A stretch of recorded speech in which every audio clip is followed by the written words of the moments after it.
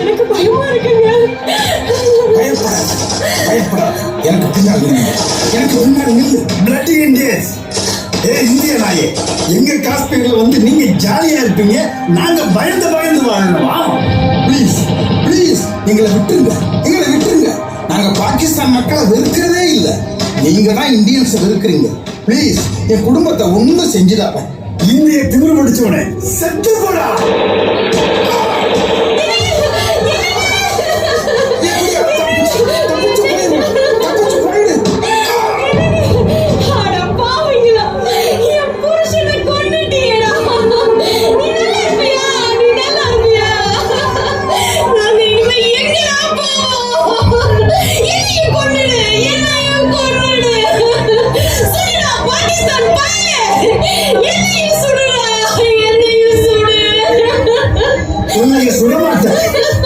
ஏன் தெரியுமா?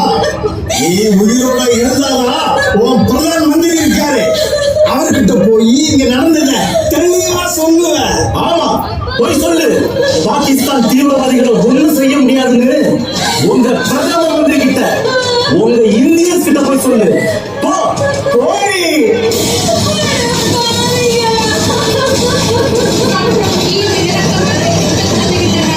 இந்திய மக்களை பாகிஸ்தான் தீவிரவாதிகள்